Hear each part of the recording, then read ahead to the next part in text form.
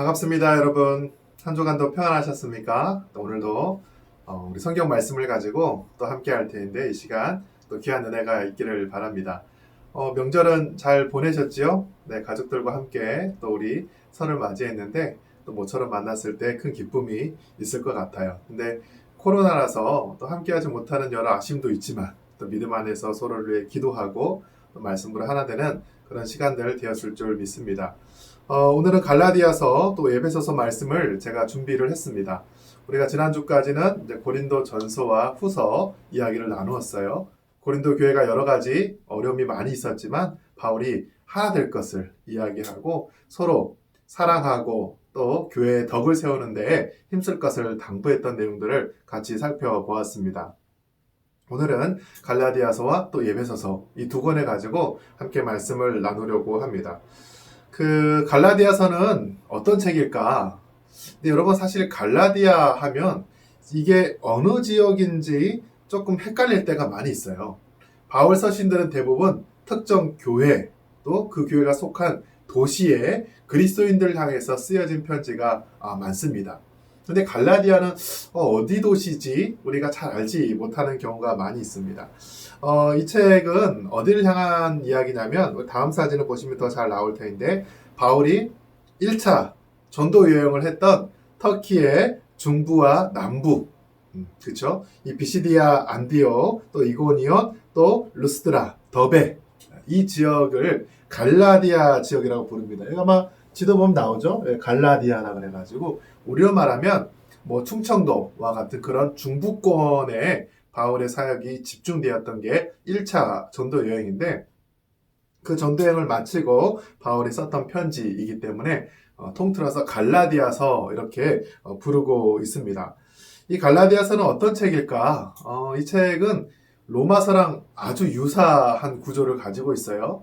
로마서는 좀 길죠. 15장인데 이 갈라디아서는 6장 아주 짧은 구절이지만 이 앞에는 이론 부분 또 뒤에는 실천 부분 그래서 복음이 무엇인지를 쭉 설명하고 그 복음을 따라 어떻게 살아야 될까 이렇게 갈라디아서가 전개되어 있습니다. 그래서 많은 사람들이 로마서의 축소판이다 이렇게 설명을 해요.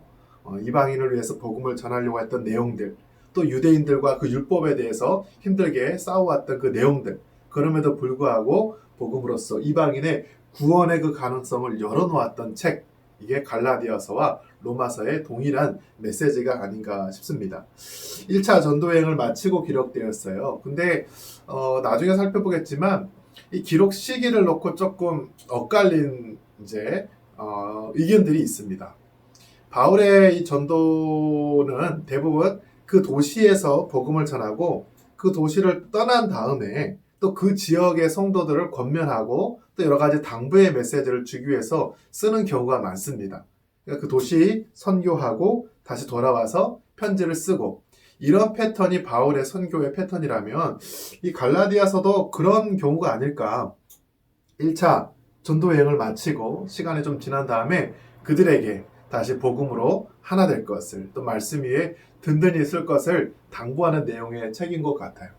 근데 어떤 사람은 1차 전도여행을 마치고 바로 썼을 것이다 이렇게 추측하기도 하고요. 아니면 한 10년 정도 시간이 지난 뒤에 따로 시간을 내서 이 갈라디아 지역을 향해서 편지를 썼을 것이다. 여러 가지 이제 의견들이 있습니다만 공통적인 것은 당연히 1차 전도여행을 마치고 썼던 거겠죠. 물론 시간차는 조금 있을 수 있습니다. 이 갈라디아서의 핵심이 무엇이냐면 바로 율법과 복음의 관계에 대한 이야기를 하는 거예요.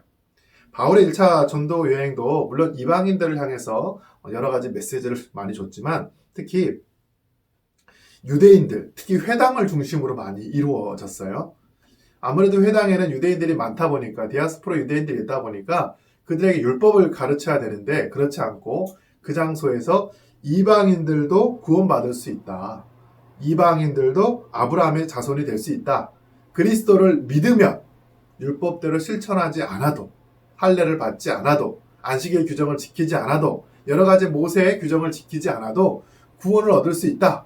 믿음으로써 구원을 받는다. 이신칭의의 그 교리를 가르치는 거예요. 그러다 보니까 유대인과 이방인 사이에 갈등이 생길 수밖에 없는 거겠죠. 이 문제를 집중해서 다루고 있는 책이 바로 이 갈라디아서이다라고 생각하시면 되겠습니다. 바울의 1차 전도 여행이죠.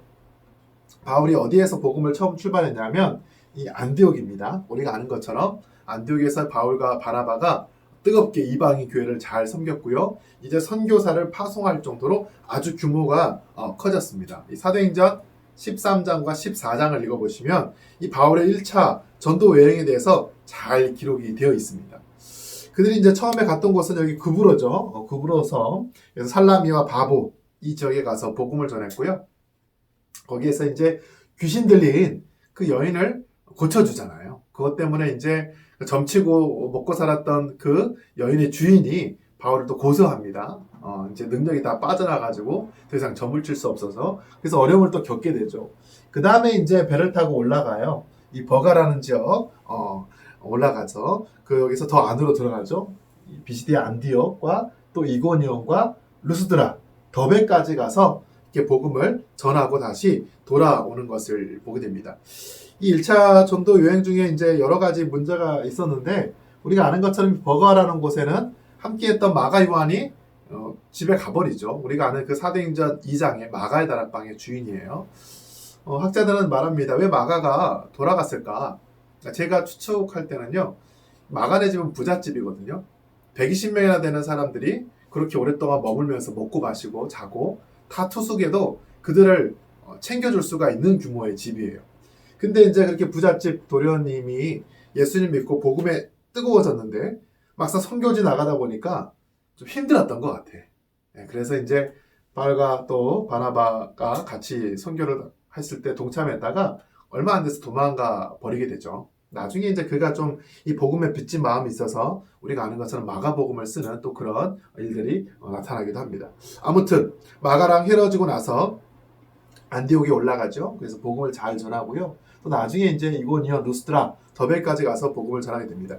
그 내용들이 이제 이 사도행전에 기록되어 있어요. 비시디아 안디옥에서 이제 어떤 일이 있었냐? 13장 13절 보면요. 바울과 및 동행하는 사람들이 바보에서 배를 타고 밤빌라에 있는 버가에 이르니 요한이 그들에게서 떠나 예루살렘으로 돌아가고 그들은 버가에서 더 나아가 비시디아 안디옥에 이르러 안식일에 회당에 들어가 앉으니라. 그렇죠? 이 비시디아 안디옥까지 올라갔고요. 그 회당에서 어떤 일이 있었냐? 안식일에 열심히 하나님 말씀을 가르쳤더니 유대인들뿐 아니라 여러 경건한 사람들 또 많은 사람들이 하나님 말씀을 다 들었다라는 거예요. 많은 사람들이 이방인들이 하나님 말씀을 듣기 시작하고 또 그 다음 주에 가서 또 복음을 전했을 때 정말 많은 사람들이 이 복음을 받아들였다라고 합니다. 그러다 보니까 어떤 일이 벌어집니까? 유대인들이 반대하기 시작하죠.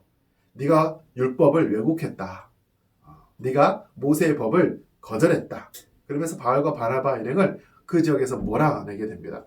그래서 갔던 곳이 이제 이고니온이라는 곳이었어요. 그곳에서 열심히 또 복음을 전했습니다. 많은 이방인들이 역시 그 복음을 듣고 굉장히 기뻐했어요. 하나님의 자녀가 되는 거죠. 근데 또 유대인들이 또 바울과 바나바를 또 반대하는 거죠. 그들을 또 물리칩니다. 그래서 역시 또 다른 동네로 또 갈 수밖에 없었어요. 그 가운데 루스드라는 곳, 아까 지도에 살펴봤죠? 루스드라에 가서 복음을 전했습니다. 더 안으로 내려왔어요. 여기서 어떤 일이 있었냐면 그러니까 발을 쓰지 못하는 안진뱅이를 바울이 고치는 일이 일어나죠. 그때 사람들이 신이 인간의 몸을 입고 이건 강림했다. 그래서 그들이 따르는 신 제우스와 또 헤르메스 그 두 사람을 바울과 바나바를 해서 바울은 말을 잘하니까 헤르메스라 그러고 바나바는 제우스다. 그래서 막 그들을 경배하고 막 그렇게 바울과 바나바를 막 이렇게 띄우는 것을 보게 됩니다. 그러면서 우리는 사람이다. 우리는 당신과 같은 사람이지 우리는 신이 아니다. 우리 하나님을 믿는 사람이라고 하면서 거기서도 역시 복음을 전하게 됩니다. 그럴 때 이제 이 19절에 가보면요. 유대인들이 또 거기까지 쫓아와가지고 이 바울과 바나바를 막 이렇게 물리치는 걸 보고 특히 이제 돌을 던져가지고 거의 죽을 만큼 돌을 맞아요. 그러니까 바울이 이제 돌 맞아서 죽은 줄 알고 사람들이 그냥 시체 버리는 곳에 갖다 버렸어요. 근데 이제 다시 툴툴 털고 일어나서 자신이 방문했던 그 지역들을 다시 한번 돌아보고 사람들을 세우고 그렇게 1차 전도 여행을 마치는 것을 보게 됩니다. 그게 이제 바울의 이 갈라디아 지역의 복음 전파의 내용입니다. 그리고 나서 이제 이 갈라디아서를 쓰게 되죠. 기록 시기 두 가지 입장이 있습니다. 첫 번째는 1차 전도여행을 마치고 바로 썼을 것이다. 바로 그 지역 사람들에게 율법과 이 복음의 관계를 잘 이제 풀어가면서 서로 다투지 말 것을, 하나 될 것을 당부하는 것이고, 두 번째는 아니 시간이 조금 지난 다음에 썼을 것이다. 3차 전도여행 중에 썼을 것이다. 왜냐하면 이 갈라디아서에 디도가 등장하거든요. 이 디도가 등장하는 것은 1차 전도여행 때 같이 다녔지 않았던 인물인데 갑자기 갈라디아서에 디도가 나오네? 그럼 그가 활동했던 시기를 유추해보니 3차 전도여행쯤이 아닐까라고 그렇게 이야기를 하는 거예요. 우리가 아는 것, 지난주에 이제 고린도후서 이 디도가 고린도 교회에서 헌금을 가지고 오거든요. 그럴 때, 나중에 합류했던 이 디도가 갈라디아서에 등장하는 걸 보고 좀 후반부에 이 책을 쓰지 않았을까, 그렇게 추측을 하기도 합니다. 그래서 어떤 사람들은 갈라디아서가 바울의 가장 먼저 썼던 책이다. 데살로니가 전서가 아니라 갈라디아서가 제1번 책이다라고 말하는 부분도 있고, 아니다. 오히려 후반부에 썼을 책이다. 그렇게 이야기하는 부분도 있습니다. 아무튼 그럼 이 책을 왜 썼느냐? 크게 두 가지 관계예요. 유대주의자들을 그 교회에서 몰아내기 위해서, 모세와 또 율법을 자꾸 이야기하는 분들, 할례 받으라고 자꾸 주장하는 분들, 그들은 복음을 잘 이해하지 못했다. 그래서 그들을 배척하기 위해서 썼던 것 같고요. 또한 이제 말씀드린 대로 율법과 복음의 관계를 잘 이해시키기 위해서 이 책을 쓴 것이 아닌가라는 생각이 또한 듭니다. 갈라디아서의 구절을 좀 볼게요. 1장부터 5장 중반부, 또 5장 중반부부터 6장까지 크게 이렇게 두 가지 그 구조로 되어 있어요. 두 가지 구조. 전반부는 이제 자신이 사도라는 것을 많이 이야기를 하고요. 3장부터는 이신칭의, 오직 믿음으로 의인이 될 수 있다. 의롭게 될 수 있다. 오직 믿음으로 구원을 얻을 수 있다. 바울이 아주 로마서에서 계속 강조했던 거잖아요. 율법이 아니라 또 다른 법이 하나 있는데, 바로 생명의 성령의 법, 바로 믿음에 의한 법, 예수 그리스도를 믿는 그 믿음으로 구원을 얻을 수 있다. 의인이 될 수 있다. 이게 전반부의 바울의 여러 이야기고요. 그렇다면 후반부에는 그 믿음을 가지고는 어떤 삶을 살아야 되느냐, 바로 그것이 이제 갈라디아서 후반부의 내용이 되겠습니다. 핵심 주제들 좀 볼까요? 계속 비슷한 이야기인데, 율법의 멍에를 매지 마라. 복음을 받아들여서 이제 자유인이 되었는데 왜 자꾸 과거에 그 율법의 때에 했던 일들을 자꾸 하려고 하느냐? 어리석도다 갈라디아 사람들아! 굉장히 바울이 이제 분노하면서 이 메시지를 주는 것을 보게 됩니다. 계속해서 율법에서 자유해라. 그럼 어떤 법을 따라야 되느냐? 바로 믿음에 의한 법, 성령의 열매를 맺어라. 성령의 이제 9가지 열매를 쭉 이야기하는 것도 있고요. 이방인들 역시 아브라함의 자녀다. 유대인들 입장에서 굉장히 기분 나쁠 거예요. 자신들은 아브라함의 자손이고 하나님께서 선택하신 특별한 민족으로서의 구원의 정체성을 가지고 있는데, 이방인들 역시 아브라함의 자녀다 라고 말을 했을 때 이들 입장에서는 굉장히 받아들이기 어려웠던 것 같아요. 그러다 보니까 자꾸 이제 바울 일행을 배척할 수밖에 없었던 것이 아닌가라는 생각이 듭니다. 이제 각 장별로 그 중요한 구절들을 좀 살펴보도록 하겠습니다. 1장을 가볼까요? 1장 7절 말씀입니다. 다른 복음 없다. 다른 복음 없나니 다만 어떤 사람이 너희를 교란하여 그리스도의 복음을 변하게 하려 함이라. 이 바울이 복음을 전하고 떠났는데 이 유대주의자들이 와서 자꾸 다른 복음을 이야기를 하는 거예요. 모세의 율법을 따라야 돼. 할례를 받아야 돼. 안식일은 이렇게 지키는 거야. 이 복음과 그들의 전통을 자꾸 이렇게 섞어서 그렇게 이제 하려고 하는 경우가 많이 있어요. 사실 이거는 우리 오늘 한국 교회도 마찬가지입니다. 우리가 자세히 보면요, 복음을 따르는 것이 아니라 우리 한국적인 정서와 이 문화와 그런 것들을 따를 때가 더 많아요. 어떤 분이 한국 기독교를 그렇게 표현합니다. 한국 기독교는 한 30%는 유교랑 좀 비슷하고, 한 또 30%는 우리 토속 신앙이죠. 샤머니즘과 좀 비슷하고, 또 한 20%는 또 우리 불교랑 좀 비슷하고, 순수 복음은 한 20%밖에 되지 않는다. 물론 복음이 그 지역에 자리 잡을 때 어느 정도 영향을 주고 받을 수 있지요. 순수한 복음이라는 건 있을 수 없기 때문에. 하지만 자꾸 우리가 과거의 질서와 그 패턴과 종교적 습관을 따르면서 다른 복음을 쫓는 것이 아닌가. 오늘날은 성공을 위한 복음, 축복을 위한 복음. 우리 기독교는요, 자기 희생을 강조하는 종교인데 다른 종교들은 그렇지 않거든요. 얼마나 더 복을 받을 수 있을까? 우리 교회는 그런 걸 이야기하지 않아요.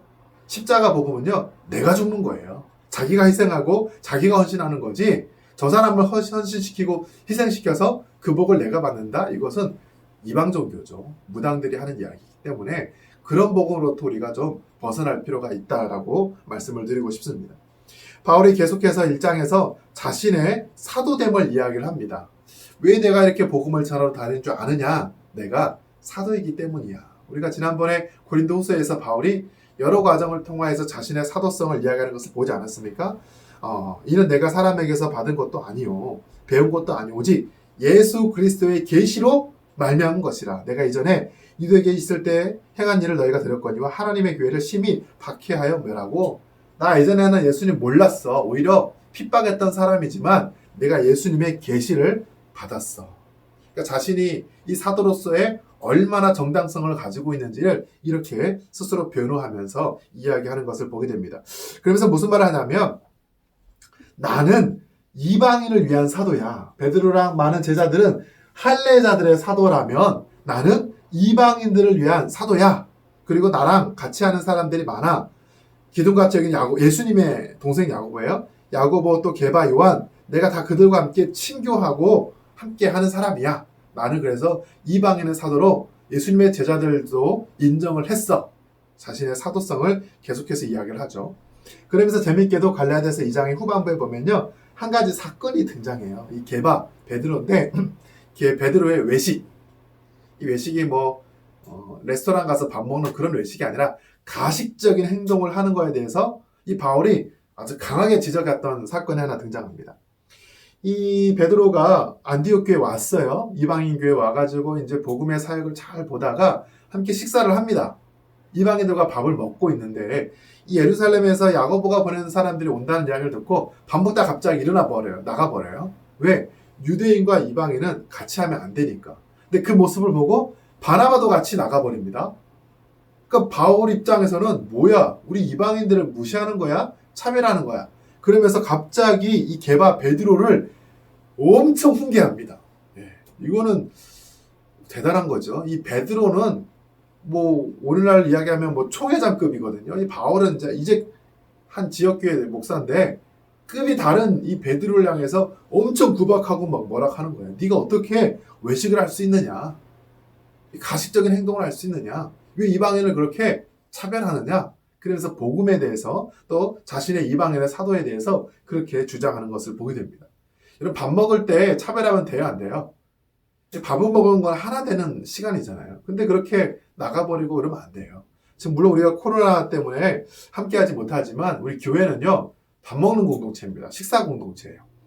그것은 돈이 많은 사람, 적은 사람, 지위가 높은 사람, 낮은 사람 다 할 것 없이, 당시 로마 제국은 여러 가지 신분제 어떤 차별이 있었지만 우리 한국만 하더라도 선교 당시에 교회가 아주 혁명적인 일을 낸 게 뭐냐면, 산업공상 모든 직업과 신분에 차별을 두지 않았다는 거예요. 상노 및 장로가 됐어요. 있을 수 있는 일이냐고요, 양반들 입장에서. 근데 교회는 그런 차별을 다 폐지하고 함께 식사하고 교제하면서 하나를 이루어냈다. 이게 바로 복음의 능력이 아닌가 싶습니다. 이 장으로 계속 가보면 바울이 이야기하는 게 무엇이냐? 사람이 의롭게 되는 것은 율법의 행위가 아니래요. 그렇죠? 유대주의자들 향한 이야기죠. 예수 그리스도의 믿음으로 말미암아 우리가 그리스도를 믿음으로 율법의 행위가 아니라 이 믿음으로 의롭다함을 얻었다. 이신칭의. 믿음으로써 신앙, 믿음으로써 의롭다 칭함을 받았다. 이신칭의. 이게 바울의 로마서와 갈라디아서의 아주 핵심적인 사상을 이야기하는 겁니다. 그런데 3장 가보십시오. 이 갈라디아 사람들이 자꾸 십자가 복음이 아니라, 예수 그리스도 복음이 아니라 자꾸 다른 것을 쫓으려고 해요. 그럴 때 이 어리석도다 갈라디아 사람들아, 그러면서 그들을 다시 훈계합니다. 그러면서 아브라함의 자손이다. 너희가 아브라함의 자손이다. 이방인들 너희들에게도 하나님께서 복되게 하셔서 아브라함의 자손이 되는 권세를 주셨다. 더 나아가서 너희가 아들이니까, 하나님 아들이니까 하나님을 아버지라고 부를 수 있다. 여러분, 이 유대주의자 입장에서 하나님은요, 저 위에 계신 거룩한 분인데 감히 그분을 나의 아버지라고 부른다는 건 상상할 수도 없는 일입니다. 그러나 바울이 이 이방인들에게 너희 아버지가 하나님이야. 양자의 영을 너희가 받았다. 놀라운 이야기를 하는 거예요. 그러니까 5장 가서는 너희가 종의 멍에를 다시는 매지 마라. 아들인데, 아브라함의 자손인데 왜 종의 멍에를 다시 매려고 하느냐? 할례는 의미가 없다. 오직 사랑 안에서 역사하는 믿음, 그것이 중요하다라고 이야기를 하는 거죠. 그래서 한 가지 경계합니다. 육체를 따르지 말라라고 이야기를 해요. 이제 생명의 성령의 법을 따르기 때문에 성령님이 주시는 것을 따라야 되지. 자꾸 육체의 욕망, 세상의 쾌락, 이방의 우상을 섬기는 문화들, 그런 것들로부터 거리를 두라고 이야기하면서 오직 성령의 열매가 무엇이죠? 사랑, 희락, 화평, 오래 참음, 자비, 양선, 충성, 온유, 절제, 이런 성령의 열매를 맺고 살아가라 이야기를 하는 겁니다. 그리고 마지막에는 영생을 위해서 살라라고 이야기하고요. 그리고 십자가를 자랑할 것을 바울이 이야기하는 것을 보게 됩니다. 갈라디아서가 아주 짧은 책인데도 바울의 사상을 아주 정확하게 이야기하고 있는 거예요. 갈라디아서 여러분 읽으시면서 로마서와 유사하고 이방인들을 구원의 어떤 그 장소로 초청하는 귀한 메시지가 있는 책이라는 것을 여러분 기억했으면 좋겠습니다. 우리 바로 이어서 에베소서 가볼까요? 그 다음 책인데요. 이 에베소서는 바울의 이 책 중에 아주 중요한 위치를 자리하고 있습니다. 옥중서신 에필고먼 중에 하나이기도 하고요. 바울의 사상이 특히 교회론이 가장 잘 드러나 있는 책이에요. 바울의 교회론이 무엇이냐? 성령의 전으로서의 교회, 그리스도의 몸으로서의 교회, 성도들의 연합으로서의 교회, 이 세 가지 교회론이 있는데 특히 그 중에 두 가지가 나와 있어요. 성령의 전으로서의 교회, 그리스도의 몸으로서의 교회. 이 바울의 핵심적인 교회론이 이 에베소서에 나와 있다. 특히 그리고 이 에베소라는 도시 자체가 바울도 그렇지만 1세기 당시에 아주 중요한 복음을 위한 전초 기지와 같은 이 도시다. 그런 것들 여러분 생각하면 좋겠습니다. 이 바울이 이제 에베소에서 오랫동안 머물렀거든요. 3년 가까이 머물게 되는데 이 에베소가 어디 위치하느냐? 지금 터키의 서쪽입니다. 이 에베소. 지금도 에베소 도시가 있어요. 가보면. 지금 물론 이제 고대 도시와 지금 사는 곳은 좀 다르긴 합니다만, 이 당시에 이 그리스 로마 시대에 특히 로마 제국에서 이 에베소가 3위 또는 4위 정도 되는 인구를 보유하고 있었습니다. 2000년 전에 20만 명이 넘었어요. 굉장히 큰 도시고 지금은 아니지만 그 당시에 항구 도시였습니다. 지금은 이제 그 항구 자리가 다 퇴적돼 가지고 땅처럼 보이지만 그 당시는 아주 중요한 항구 도시로서 경제적으로도 풍성했고 또 종교적으로도 중요한 위치였고 또 학문적으로도 굉장한 자리를 점하고 있는 것을 보게 됩니다. 바울이 이제 3차 전도 여행에서 이렇게 안디옥에서 출발해서 다시 이 갈라디아 지역 쭉 다시 담고 그다음에 에베소, 그다음에 다시 저기 그리스 지역까지 갔다가 돌아오는 것을 보게 되죠. 돌아올 때는 에베소를 못 들렸어요. 그래서 들어와서 밀레도까지 바로 배를 타고 오고 에베소 장로들을 잠깐 만나는 장면도 나옵니다. 바울이 가장 오랫동안 복음을 전했던 곳이에요. 아주 중요한 도시입니다. 바울뿐 아니라 예수님의 그 제자 요한도 이 에베소를 중심으로 복음을 전했습니다. 제가 에베소 도시 사진을 좀 가져와 봤습니다. 이 에베소는 제 왼쪽이 셀수스 도서관이라고 아마 여러분 성지 여행 가보시면 아시겠지만 학문적으로도 굉장히 중요한 곳입니다. 그 알렉산드리아에도 굉장히 큰 도서관이 있었죠. 그래서 굉장히 많은 그 흙판으로 된 여러 도서들이 자리 잡고 있었고, 그 다음에 양피지라든지 어떤 그런 걸로 기록된 책들이 많이 있었고, 특히 이 세수 도서관에도 아주 종교적으로나 정치적으로나 여러 권의 책들이 잘 보관이 되어 있었다 생각이 들고요. 사실 그렇지만 이 에베소는 뭐라 그럴까요? 종교 박물관과 같습니다. 5만 가지 신전들이 있어요. 굉장히 많은 신전들이 총 집합되어 있는 곳이 바로 이 에베소입니다. 특히 황제를 모시는 신전들이 많이 있었는데 두 번째 보이는 이 신전이 하드리아누스 황제를 모셨던 신전이라고 하고요. 또 여기가 트라이안 황제를 섬기는 신전이었다고 되어 있고요. 여러 가지 신전들도 신의 석상들이 있는데 이게 이제 잘 보이지 않으시겠지만 승리의 여신 니케, 나이키 아시죠? 나이키. 바로 그 니케. 승리의 여신 이런 석상들도 자리 잡고 있어요. 그 다음에 에베소에는 크게 2개 정도 커다란 원형 경기장이 있습니다. 원형 경기장. 저도 여기 가봤는데 규모가 상당하고요. 사실 이쪽이 바람이 이렇게 바다로부터 불러 들어와요. 그래서 여기서 무대에서 노래를 하고 공연을 하면 그 바람을 타고 이렇게 저기 위쪽까지 소리가 잘 올 수 있도록, 흘려올 수 있도록 그런 구조로 되어 있습니다. 그래서 성지여행을 가다 보면 여기에서 막 노래도 불러요. 그러면 여기서 막 듣기도 하고 그랬던 기억이 납니다. 다음 사진 볼까요? 헤라클레스의 문, 헤라클레스 문도 있고, 이게 이제 이 에베소 지역의 커다란 도로입니다. 규모가 굉장히 크죠. 지금 저기 보이는 것이 도서관인데, 딱 성지에 여행 가면 이 길을 걸어가게 되어 있어요. 이 길을 좌우로 여러 뭐 신전들도 있고 여러 시설, 그 당시 1세기 당시의 어떤 도시의 중요한 시설들이 자리 잡고 있는 것을 보게 됩니다. 그렇죠? 그다음에 여기는 이제 아데미 신전의 터. 여기 말고 다른 지역으로 가보면 세계 7대 불가사의 중에 하나였던 아데미 신전의 그 엄청난 그 터가 있어요. 성인 남자가 두세 명이 이렇게 잡아야 될 정도의 큰 커다란 기둥들이 수백 개가 모여서 어마어마한 신전을 만들었던 그런 곳이기도 하죠. 또 이제 여기가 도미티아노 황제를 섬겼던 신전이기도 합니다. 이 아데미 신전이 왜 중요하냐면 사도행전에 보면 이 바울의 제자들이요, 이 아데미 이 신전에 와서 끌려와가지고 원형 경기장에 끌려와가지고 아까 거기죠, 엄청 매를 맞고 있는 장면이 나와요. 왜냐하면 바울이 3년 동안, 특히 두란노 소원에서 2년 동안 날마다 말씀을 강론했을 때 사람들이 우상을 버렸거든요. 그러면서 우상의 여러 가지 그 물건들을 팔아서 살았던 상인들이 장사가 안 돼가지고 이 바울의 제자들을 막 때립니다.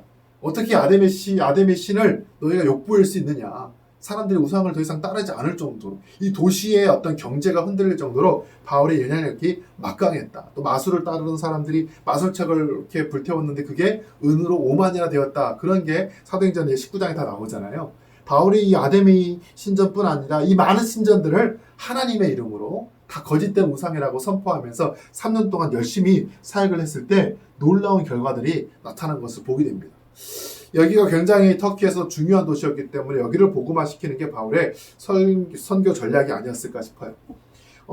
이거는 이제 뭘로 보이십니까? 그 로마 도시에 여러 특징이 있어요. 광장이 있고요, 원형 경기장이 있고요, 신전들이 있는데 또 하나 꼭 뭐가 있냐면 공중 목욕탕이 있어요. 공중 목욕탕. 사람들이 와서 이렇게 씻고 하는 데죠. 또 공중 화장실이 있어요. 화장실. 제가 예전에 갔을 때 남자 여자가 이렇게 시간을 좀 달리해서 화장실을 사용했다고 하더라고요. 여러분 보시면요, 이게 수세식 화장실입니다. 여기서 이제 대변을 보면 그 뒤로 이렇게 물이 흘러가요. 굉장하죠? 물이 흘러가서 자연스럽게 이렇게 처리가 되도록 되어 있습니다. 또 이 앞에는 수로가 있어요. 조그맣게 수로. 이게 이제 대변을 보고 나서 처리해야 되잖아요. 그래서 막대기 끝에다가 그 해초를 감아가지고 이렇게 해가지고 닦았다라고 이야기를 하더라고요. 근데 그 해초가 성경에 뭘로 되어 있냐면 해융으로 되어 있습니다. 해융 또는 해면, 해융. 이게 예수님 십자가에 달리셨을 때 로마 병사가 그 해융에다가 포도주를 적셔가지고 신포도주 적셔서 예수님 이렇게 먹게 하잖아요. 이거는 예수님 목말르니까 착한 마음으로 주는 게 아니에요. 사람 똥 닦는 거 가지고 너 먹어. 굉장히 치욕스러운 그런 의미가 있는 겁니다. 부끄러움을 당하게 하는 거죠. 제가 이제 예전에 그 성지에서 그 이야기를 듣고 이 화장실에서 엄청 울었어요. 야, 예수님의 십자가의 그 치욕이 그런 의미였구나. 여러분 나중에 가시면, 여기를 방문하시면 그 장면을 좀 기억했으면 좋을 것 같아요. 최근에 나온 책인데 에베소에서 보낸 일주일이라는 책이 있습니다. 이 책은 이제 요한계시록을 염두하고 쓴 책입니다. 데이비드 드 실바라는 이제 신약학자가 쓴 책이에요. 앞서 말했듯이 이 에베소는 여러 가지 신전들이 많이 있어서, 그래서 신들을 위한 여러 가지 우상의 그 예배들이 있는데 그 가운데 이 우상 숭배를 하지 않고 믿음을 가지고 살아갔던 사람들의 모습을 1세기의 관점으로 쭉 풀이하는 것입니다. 그러니까 에베소서와 요한계시록이 연결되어 있는 그 내용으로, 배경으로 이 책을 쓰는 겁니다. 혹시 한번 여러분 그 당시 신전 문화에서, 신전 예배에서 하나님을 믿는다는 게 무엇일까? 그것을 생각해 보시면 좋을 것 같아요. 신약 성경에서 에베소 어떤 부분이 아까 말씀드린 것처럼 사도행전 19장에 나와 있어요. 두란노 소원에서 날마다 2년 동안 말씀을 강론했던 이야기 나오죠. 그래서 많은 사람들이 복음을 들었고 에베소 도시가 바뀌는 내용을 제가 언급을 했습니다. 또 디모데에게 나중에 에베소서 에베소서가 아니에요. 디모데전서입니다. 제가 잘못 썼습니다. 디모데전서인데 디모데전서 1장 3절입니다. 자신이 이제 에베소 사역을 마치고 누군가 리더를 세웠잖아요. 디모데에게 이 에베소 교회를 맡겼거든요. 사랑하는 가장 그 아들 같은 제자 디모데, 나이가 어렸지만 그 사역을 잘 감당하기 위해서 여러 가지 당부의 메시지를 디모데전서에서 주거든요. 경건의 이르기를 연습해라, 본이 되라. 그러면서 이 디모데에게 이 에베소 교회를 맡겼던 게 나오고요. 또 요한계시록 2장에 보면 요한의 편지 중에 에베소 교회 역시 이 편지에 포함되어 있죠. 아주 중요한 위치였기 때문에 에베소 교회 첫사랑을 버렸다. 뭐 그렇게 하면서 이야기하는 것을 우리가 잘 알 수 있습니다. 언제 기록했나? 바울의 1차 투옥, 로마에서 투옥되었을 때 썼던 4개의 편지 중에 하나이기 때문에 60년대 초반에 쓰지 않았을까 생각이 되고요. 왜 썼을까? 이 책이 유대인과 이방인들의 화해를 위해서 썼던 내용도 있고요. 두 번째는 교회가 어떠한 의미가 있는지 그것을 설명하기 위해서 바울이 쓴 책이 아닐까 그렇게 생각이 됩니다. 이 책의 구조도 비슷해요. 교리와 실천으로 되어 있습니다. 이론 부분과 실천 부분인데 교리 안에서는 여러 가지 축복의 인사도 하고 예수님 안에서 하나 될 것을 이야기하고요. 실천부에서는 그 하나 된 삶으로 어떻게 살아야 되는지 가정에서 또 일상의 삶의 자리에서 어떤 변화를 가져와야 되는지를 쭉 이야기하고 있습니다. 핵심 주제는 무엇이냐? 하나님께서 너희를 택하셨다. 이 택한 것은 창세전부터 하나님이 예정하신 것이다. 1장에 보면 하나님의 예정하심에 대한 이야기가 많이 나와요. 또 2장에 가보면 우리가 예수 그리스도 막힌 담을 하신 그분께서 우리와 하나님을 연합시켜 주셨다. 또 그리스도의 몸으로서 우리가 교회가 되는 것이다. 또 가정 안에서 남편과 아내, 주인과 종, 또 자녀와 또 부모와의 관계에서 이렇게 서로를 사랑할 것을 이야기하고 있습니다. 각 장의 중요한 내용을 보겠습니다. 1장 4절에 보니까 창세전에 그리스도 안에서 우리를 택하사 우리로 사랑 안에서 그 앞에 거룩하고 흠이 없게 하시려. 1장에요. 우리란 표현이 굉장히 많이 나와요. 우리. 바울이 자신을 포함해서 그리스도 안에 있는 우리, 바로 이 우리가 하나님께서 우리를 택하셨다. 창세전부터. 이 바울의 예정론이죠. 예정론. 내가 복음을 믿고 따라가는 게 내 선택이 아니다라는 거예요. 이미 하나님의 계획 안에 있는 그런 이야기라는 거죠. 그리스도 안에서 다 모든 것이 함께 하나가 된다. 연합되어 있다라고 이야기하고 있고요. 특히 22절, 23절 보시면 만물을 그의 발 아래 복종하게 하시고 그를 만물 위에 교회의 머리로 삼으셨느니라. 교회는 그의 몸이니 만물 안에서 만물을 충만하신 이에 충만함이라. 교회가 그의 몸이래요. 예수 그리스도의 몸, 머리 대신 예수 그리스도. 우리 각 지체들 서로 해서 그리스도의 몸을 이루는 게 바로 교회다라는 거예요. 서로 다양하지만 다르지만 그 안에서 하나 되고 연합할 것을 이야기를 하는 것입니다. 그 연합하는 과정에 누가 중심이냐? 예수 그리스도가 중심이죠. 그분이 우리 화평이라 막힌 담을 자신의 육체로 하셨다는 거예요. 하나님과 인간 사이에 죄로 인하여서 갈라질 수밖에 없었던 그 담을 예수 그리스도께서 십자가 죽으심으로 자신의 육체로 그것을 다 허물어뜨리셨다 이야기를 합니다. 또 21절, 21절은 이 건물과 연결되어서 성전이 되어가는데 그 성전 안에 누가 계시느냐? 성령님께서 거하신다. 성령의 전으로서의 교회. 바울의 아주 중요한 교회론이에요. 너희는 너희가 하나님의 성전인 것과 하나님의 성령이 너희 안에 계시는 것을 알지 못하느냐? 고린도전서에도 똑같이 나와요. 성령의 전으로서의 교회. 반대로 교회 안에 성령이 머물지 않으면 더 이상 교회가 될 수 없겠죠. 성령님의 음성을 따라야 됩니다. 그 부분에 민감해야 돼요. 우리가 성령에 매는 줄로 하나가 될 때, 그럴 때 교회가 될 수 있다라고 바울은 이야기를 하는 것입니다. 이방인들, 그들 역시 그리스도 안에서 하나님의 상속자가 될 수 있다. 이 에베소 수많은 이방인들 하나님께 나왔어요. 그들에게 당신들 하나님의 자녀다라는 것을 강조하는 거고, 더 나아가서 너희들이 바로 아브라함의 자녀이다. 모든 이방인들 역시 하나님께서 복되게 하셨다라고 주장을 하는 것입니다. 그러니까 뭐가 필요하죠? 하나 되라. 유대인과 이방인이 서로 싸우지 말고 서로 갈라치게 하지 말고 겸손과 온유함으로 또 오래 참음과 사랑으로 하나 되라. 성령님의 역사는 하나 되게 하는 거다. 성령님께서 일하지 않는 곳에서는 반드시 싸움과 다툼이 있을 수밖에 없어요. 하지만 성령님은 하나 되게 하신다. 바로 이게 그리스도의 몸을 세우려고 하시는 것이다. 그러므로 바로 너희들은 하나님을 본받는 자가 되라. 그 하나님을 본받는 게 무엇이냐? 빛의 자녀로 살아가는 것이다. 어둠의 일에 참여하지 않는 것이다. 육체의 일을 따르지 않는 것이다. 빛의 열매는 착함과 의로움과 진실함이다 라고 이야기를 하는 거예요. 더 나아가서 술 취하지 말고 방탕하지 말고 성령 충만함을 받아라. 이렇게 이야기를 하죠. 마지막 가서는 이제 가정 안에서 남편과 아내를 사랑하고 또 아내 남편에게 순종하고 복종하고 종은 주인을 살아가고 또 종의 주인을 잘 따르고 주인은 종을 살아가고 그렇게 성령 안에서 살아가는 새로운 그리스도인의 삶이 무엇인지를 쭉 이야기를 합니다. 마지막 6장에서 우리가 아는 것처럼 전신갑주죠. 그림을 제가 가져왔는데 진리 허리띠, 의의 형패, 복음의 신, 믿음의 방패, 구원의 투구, 성령의 검을 가지고 이 세상의 모든 마귀의 관계와 악한 것들을 능히 이겨낼 것을 이야기하는 것을 보게 됩니다. 이 에베소서 정도 가보면요. 어떻게 살아갈 것인가를 많이 이야기를 하는 거예요. 바울은 이제 감옥에서 죽음을 앞두고 있지만 남아있는 교인들을 향해서 성령 안에서 믿음 안에서 이렇게 사십시오 당부하는 내용인 것을 알 수 있습니다. 오늘 제가 이제 갈라디아서와 이 에베소서 말씀을 나눴는데 어느 정도 여러분 정리가 되셨지요? 여러분 잘 따라와 주셔서 감사하고 다음 주는 빌립보서와 또 골로새서를 하도록 하겠습니다. 여러분 이 책도 굉장히 재미있으니까 잘 읽어보고 오시면 좋을 것 같아요. 수고하셨습니다. 감사합니다.